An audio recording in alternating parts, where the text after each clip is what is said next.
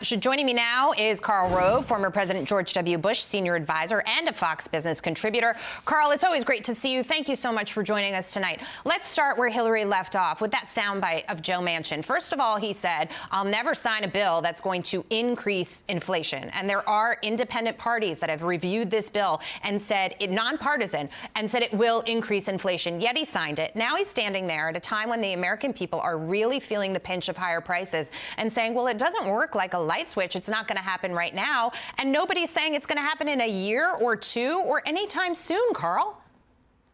Well, there's nothing in the bill that aims to reduce, say, food costs or the cost of your rent or the cost of gasoline.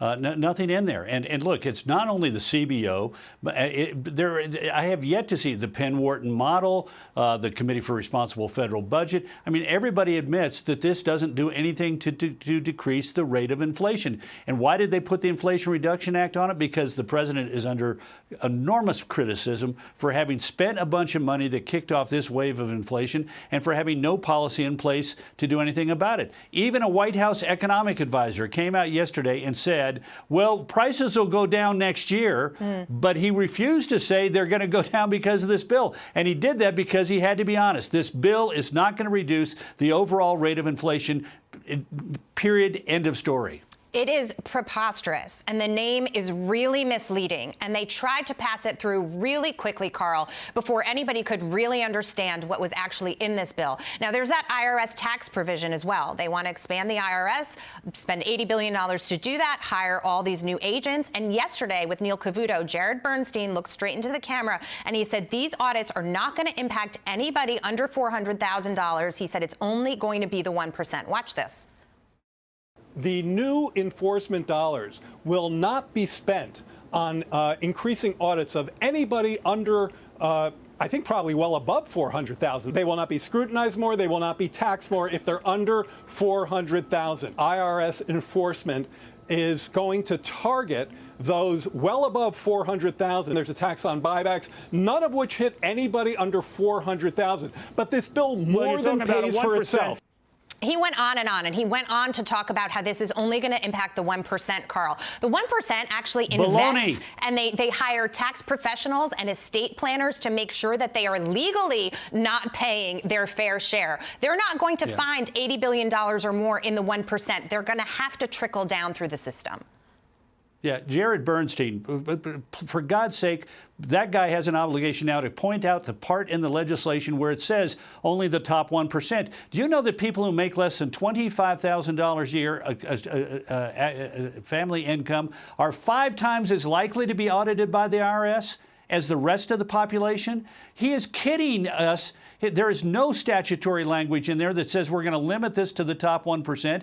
They're going to double the number of audits. They do 659,000 audits last year. Do we really think that 1.3 million audits are only going to be conducted on the top 1%? This is baloney. The administration is lying to the American people, and Jared Bernstein ought to be ashamed of himself for throwing out that kind of trash. Yeah, and Neil pushed back hard. He said half of the income that comes into the IRS is from people who make less than $400,000. But no matter how hard he pushed, Jared just wouldn't, he wouldn't go off the talking points because... You know where it's going to go? This is going to go after people who live in a mostly cash economy. This is going to go to waiters and waitresses who get tipped. It's going to go to people who, small businesses that deal in a lot of cash. Those are the people who are going to end up finding that the IRS is showing up on their doorstep. And they're already starting to think, businesses are already starting to think about how much additional compliance costs they need to engage in order to prepare for the likelihood that the chances of getting an audit, particularly if they are a small business,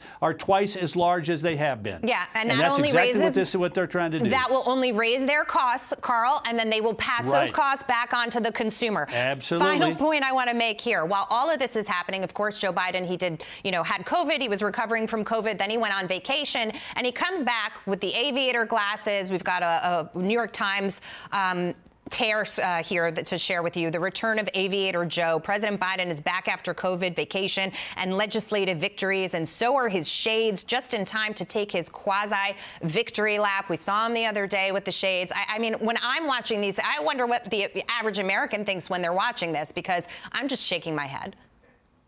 I am too. And look, think about it. A year ago this week, he declared the debacle in Kabul to be, quote, an extraordinary success, end quote. If you want to take victory laps, and he really believed that Kabul was a, quote, extraordinary success, where's the event this week to herald the terrific job he did in unilaterally withdrawing us from Afghanistan and turning it over to the Taliban and losing American lives in the process? This is administration connected with PR, trying to rescue the president's lousy approval ratings, and I, for one, don't think it's going to work. Yeah, Karl, great to see you. Always great to have your perspective and your insight. Thanks for just telling us how it is. You bet. Thanks, Jackie. All the best.